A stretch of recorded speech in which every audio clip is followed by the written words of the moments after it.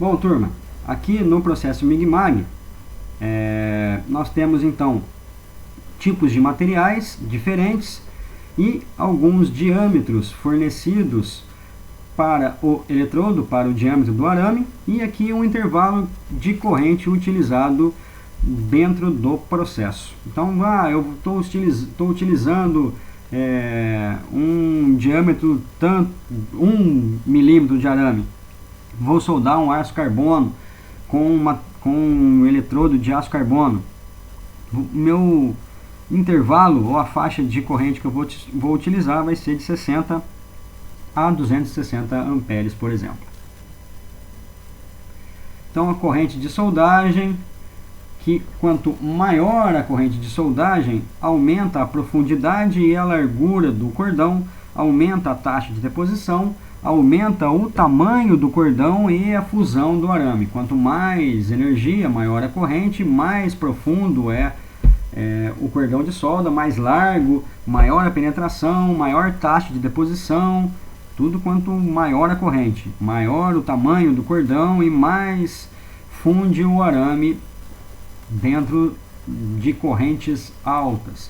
E aí vamos falar agora sobre polaridade, que é um termo utilizado para descrever a conexão elétrica da tocha, que em relação aos terminais de uma fonte de potência fornece a corrente contínua. Ou seja, nós podemos ter então um terminal positivo e negativo que podem se alternar em relação a estarem ligados ou à tocha ou à peça. Quando nós temos a polaridade chamada de reversa ou polaridade positiva, a tocha de soldagem é conectada ao material positivo. Então, polaridade positiva, a tocha vai ser conectada no terminal positivo. Polaridade negativa, a tocha vai ser conectada ao terminal negativo. Se a tocha está no positivo, a peça está no negativo. Se a tocha está no negativo, a peça está no positivo.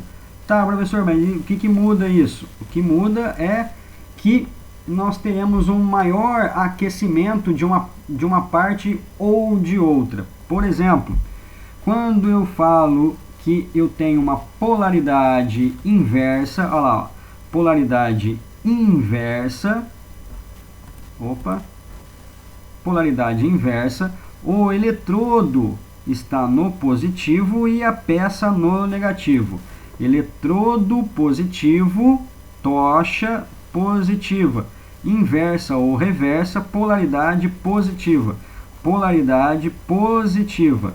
Maior taxa de fusão. Maior parte do calor do arco concentrado na base. Isso significa que eu tenho mais penetração. Olha o tamanho da profundidade da penetração na polaridade inversa do que na polaridade direta. Olha aqui, ó, a penetração aqui, ó, o formato do cordão e olha aqui o formato do cordão. Se eu modificar a polaridade, há então diferenças em relação ao fluxo de elétrons e em relação ao cordão.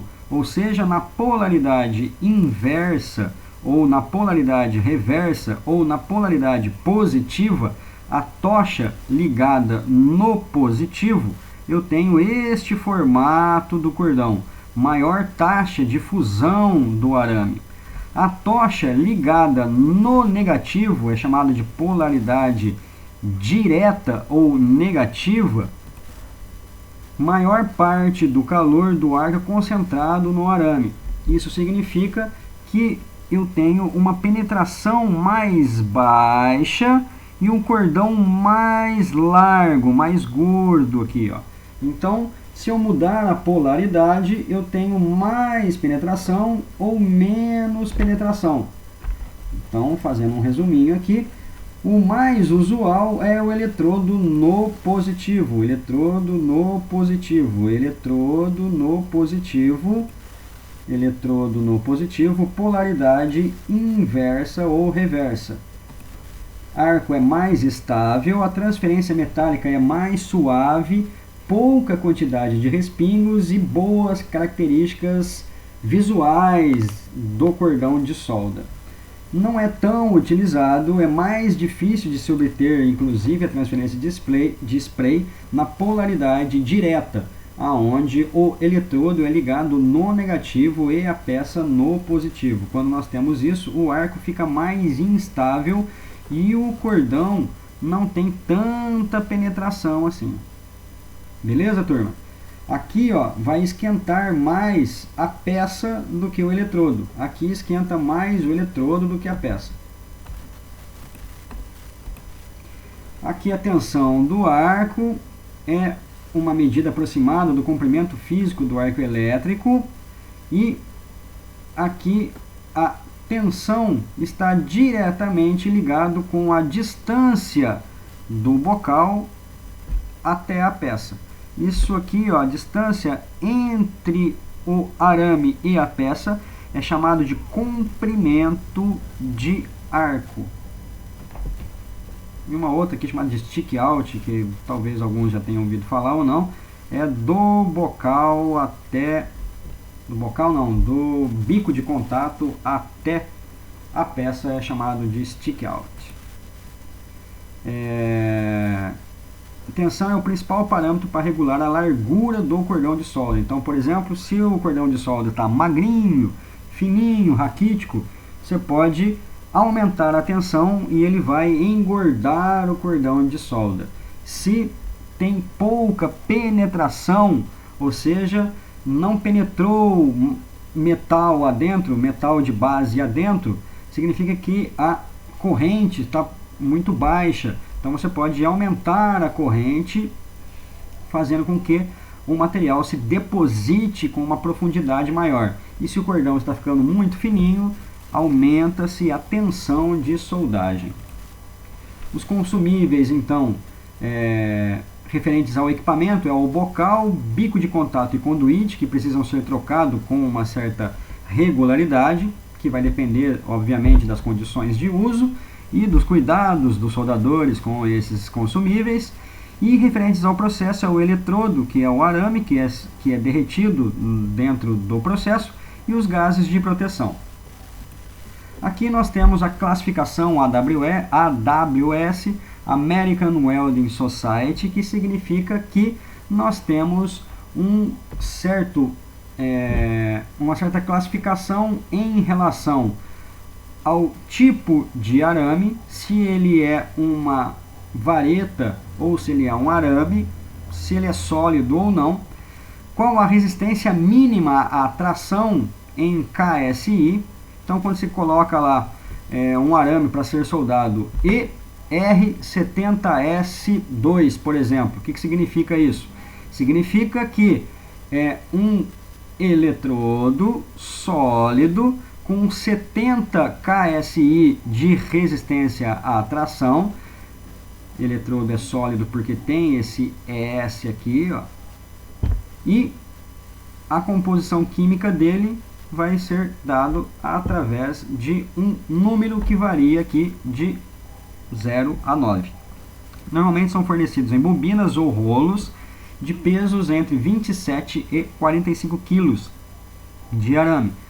Algumas indústrias podem utilizar tambores ou carretéis de pesos entre 340 e 450 kg ou bobinas menores, de acordo com a capacidade de uso e da aplicação e da produtividade que se espera, da quantidade de peças que você tem que soldar e por aí vai. Então nós temos aí, olha lá, ER70S2. ER70S2. O que significa? ER70S2 significa que ele é um arame sólido, que ele tem 70 KSI de resistência à tração e ele tem estes elementos aqui dentro da sua composição química. 70S2, olha lá. mudou o 3, ou 4, ou 5, ou 6, ou 7, ou D2, já muda a composição química dele. Mais carbono, menos carbono, mais manganês, silício, enxofre, fósforo, molibdênio, zircônio, aí tem um monte aí, que vocês vão dar uma pesquisada na tabela. Então aí o tipo de material base e qual o arame que eu vou utilizar. Titânio e suas ligas, por exemplo, eu vou utilizar esses tipos de arame. Aço inox, por exemplo, eu vou utilizar esse tipo de arame. E por aí vai. Os gases de proteção, então, servem exatamente para proteger a poça de fusão contra contaminação. Os gases podem ser o hélio, o argônio, o hidrogênio, o dióxido de carbono, o oxigênio. Hélio e o argônio são gases inertes, né? Então a gente chama ele de MIG. E dióxido de carbono, oxigênio, por exemplo, são gases chamados gases ativos, participam da poça de fusão. Aqui nós temos uma célula robotizada que mostra aqui um robô efetuando a solda. Aqui é um vídeo? Não. Aqui é um vídeo. Vamos passar um vídeo para vocês de uma simulação de uma célula robotizada. Deixa eu ver se eu aumento aqui para ficar melhor. Nessa célula robotizada, então, nós temos aí a fonte, o gás de proteção, o botão de emergência, aqui é a interface entre o programador e os robôs. Aqui nós temos então a botoeira de emergência, caso aconteça alguma coisa. Temos dentro da célula robotizada uma cortina de luz que impede o acesso do operador, de quem quer que seja, dentro da célula, quando a célula robotizada está em operação. Nós temos aí então dispositivos e grampos pneumáticos, por exemplo, que vão ser utilizados para fixação dos componentes que serão soldados. Dá para ver aqui, ó, as garras e os componentes que serão utilizados na fixação dessas peças.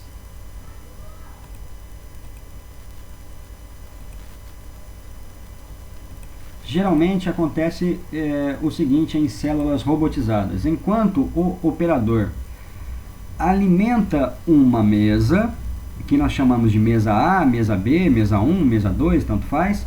Enquanto o operador alimenta uma mesa, ou seja, ele pega peças e coloca dentro do dispositivo de soldagem, o robô está efetuando a solda em outra mesa.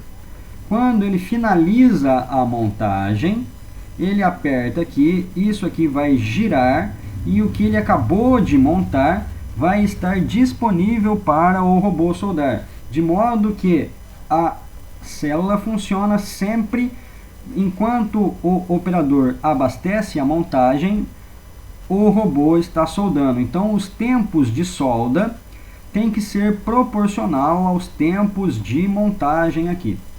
E aqui é um contrário de ventilador, porque ventilador não pode. Espera aí, vou parar o vídeo porque exaustor o nome, acabei de lembrar, porque está passando de 15 minutos e aí eu não posso postar acima de 15 minutos. Vamos parar a gravação e terminar na próxima videoaula.